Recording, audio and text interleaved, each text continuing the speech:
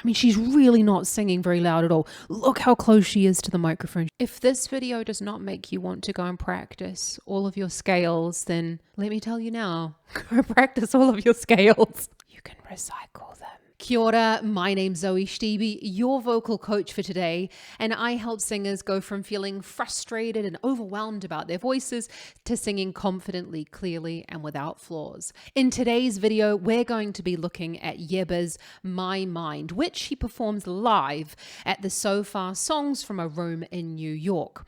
Now, the reason why I chose this video is because I am not only completely obsessed with YEBBA's voice, I think she is an incredible singer, but I also have a student that's singing this song at the moment so that we can have a look at what's happening with her voice and with her technique and just have a look at what she's doing. She's an incredible artist. I love her. Let's get into the video. I just want to preface this video to say that I am not YEBBA's vocal coach, nor have I worked with her. These are completely my own opinions, and I am not aware of what she is trying to achieve with her technique, nor am I aware of her past background. Let's get to it.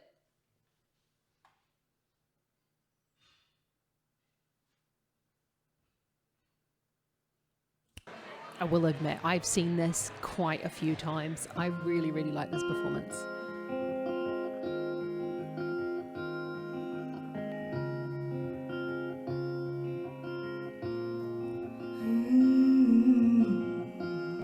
Just before we get into it, I know it's like, ooh, just started.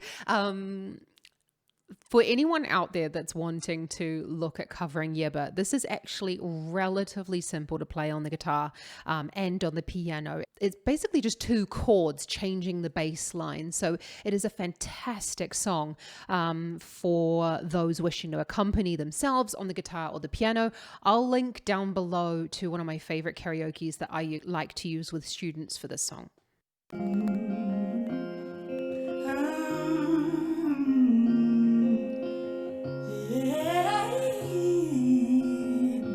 Oh my God.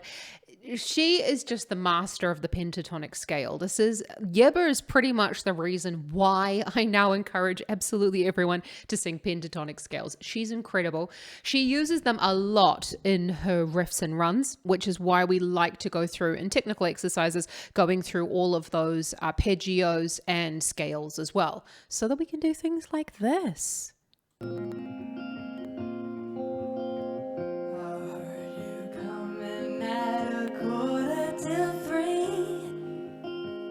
You closed the door and lay down next to me, but then I heard you say her name in your sleep. Your dirty secrets too far gone to keep. I love this first part of the song. I feel like I'm saying that far too much, but I love YEBBA. This is a perfect example of why you don't need to sing particularly loud when you're singing this type of music. And especially at the beginning, you want to have somewhere that you can grow to, because the song gets really big towards the end. You can see in that shot just before, let's just go back on that. She's so close to the microphone. Your dirty secrets too far gone to keep.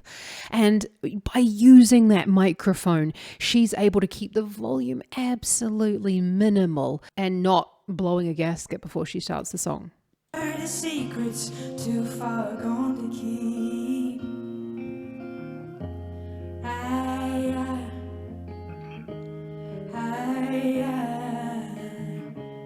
I mean, she's really not singing very loud at all. Look how close she is to the microphone. She's able to keep her volume right down. I'm about to lose my She reuses that chord as well again.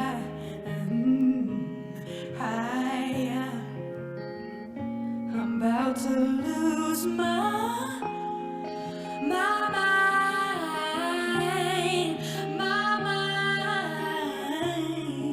Oh, those colors. About to lose my Same one again.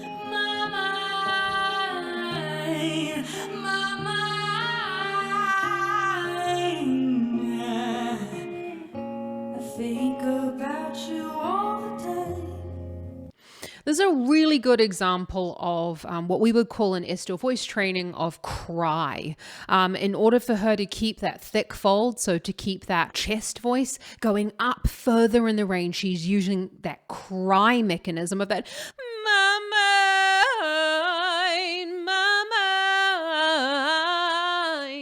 You can even see it on her voice, on her face the whole time. She's really crying. And that's helping to stretch the vocal folds to go further up the range and to make sure that she's not flipping into going, my mind, which would be totally inappropriate for this song at that moment. There it is.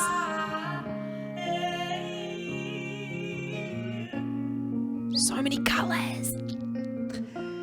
You can't even look me dead in the eyes.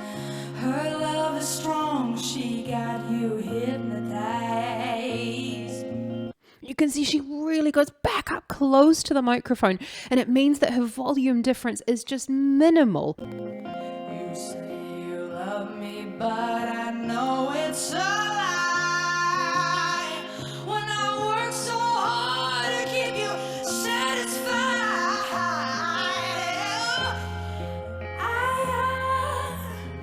I get a lot of questions about that little bit of like rasp in there that's coming in. I've heard other versions of this song from YEBBA and she has not sounded so scratchy. With live performances, you never know what's gone on with the singer on that day. She could just be having a real shit day. She sounds amazing though, so I don't know. It's just, and actually that rasp really lends itself to this song. I think it sounds fantastic. But it's important to note about how can you then do exactly that in your own performance. Well, don't, make it your own. Bring in a reason why you're using that rasp. Obviously she wrote the song. She's got a lot of feelings going on behind it. But if you're wanting to, let's just go back on that because she's really close to the mic there. She's hard to keep you. Now, that just caused me to do a bit of a cough. Obviously, I'm doing that incorrectly, but it's really important when you're singing these sort of songs as well, that if you do feel like you've got this need to cough or clear your throat afterwards, that you've probably constricted or pushed a little bit too much, just like what happened to me there. I tried to create the sound and I just, coughed anyway.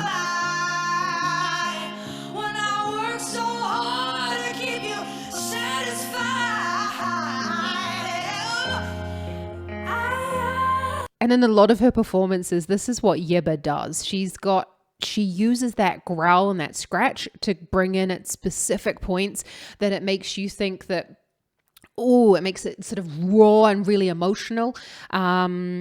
But then she goes back away from it. And it's important that when you are doing these sorts of songs that you don't try and overdo the scratch and don't try and overdo that constriction, because she's a master of her voice and she knows what she needs to do. And it's all about making sure that you're not pushing and that you're really not doing anything to hurt yourself.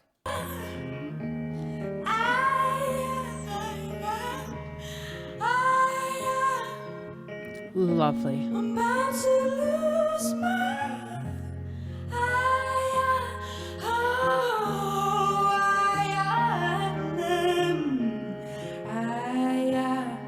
and then back to clear. I'm about to lose my. And then she goes with that same riff again, which I really love. Live performance is always a really interesting aspect of singing because this might be the only song that she's singing in that day. So she can just throw everything at the wall.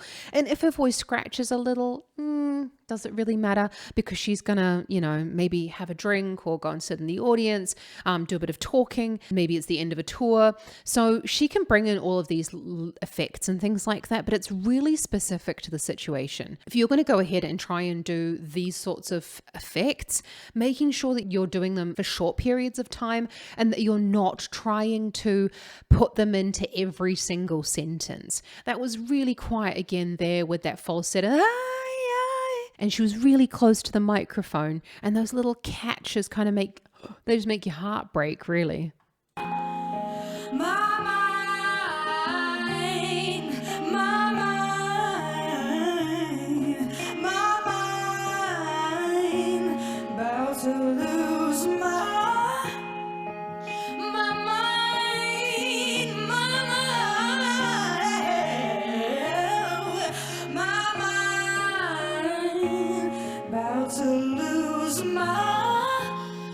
If this video does not make you want to go and practice all of your scales, then let me tell you now, go practice all of your scales. Because this is how you can use them. Did you notice that she goes, my? So she's using that flip from chest voice or from thick vocal folds into falsetto, which we would call chest voice into head voice. She's using that flip now to her advantage. So all of those singers who are like, oh, I want to, get rid of my flip, that's perfectly acceptable for you to use that in your singing, and accentuate it even more. And to allow it to be a part of your performance. I think it sounds kick-ass. Again, the scratch.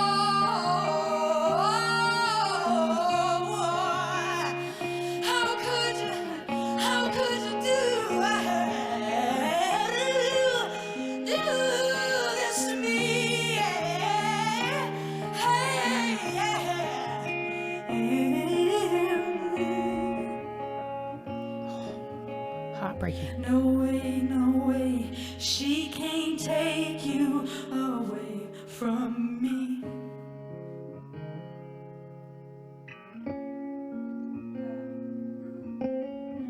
I sure won't stay, but I'll be damned if I ever leave.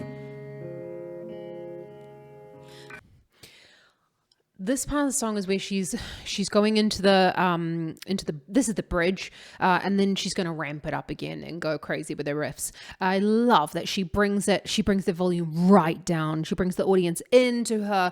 You are so focused on what she is doing right in this moment. And again, that's using like no way, she can't take you away from me. And it's really important when you're, well, for every single song, really, that you have another moment where you bring everything back down again, you bring the audience back in, and then you can ramp it up, because otherwise it just frankly gets super boring if you're just yelling at your audience the entire time. No way, she won't take you away from me. It's actually the same thing again, but it's effective. I sure won't stay, but I'll be damned if I ever leave. If I ever leave, anybody know what I'm talking about?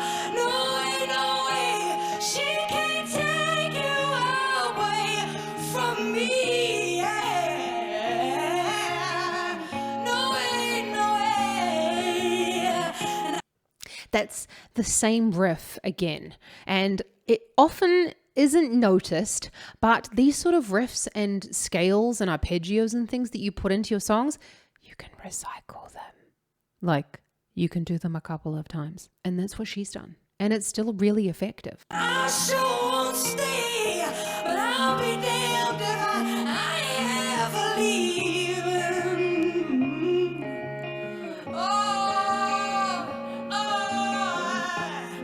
In my mind,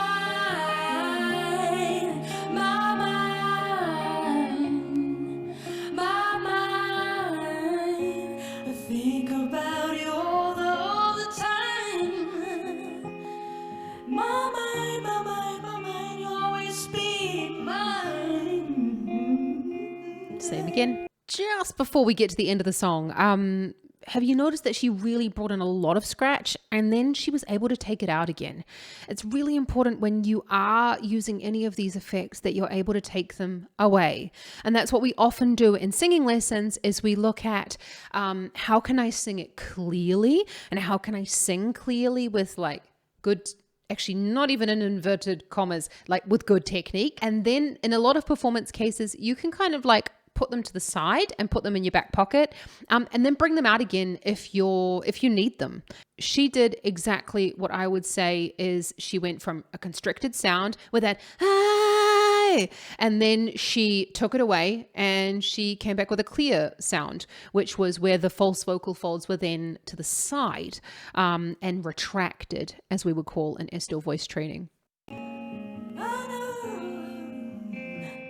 That song is just amazing, isn't it? I have not heard YEBBA speak though. So there were a couple of things in that performance which I would probably want to go and have a look at. I'd like to go and see whether YEBBA has any history of vocal fold issues or if she's had surgery or what her trainer says, because obviously we're looking at like one specific moment in time and it's not a look at her whole vocal technique. But that's the entire reason why I wanted to start doing videos like this and to look at these analysis videos, because I know that you and I know that a lot of my students are going in there and looking at these one performances and saying, I want to try and recreate that. But that might not be how YEBBA sings every single time.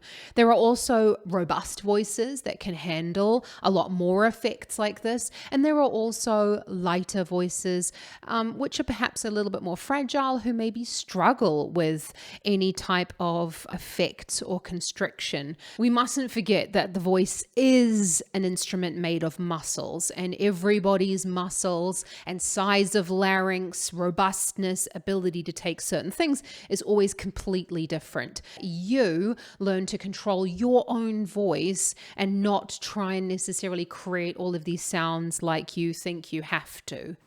Thank you so much for watching, and I hope you enjoyed this video. Don't forget to give this video a big thumbs up down there, and don't forget to hit the subscribe button, because I bring out videos just like this every single week, including vocal tips, analysis, and warm-ups for every warm-up Wednesday. So I'll see you back here next week. Ka kite anō.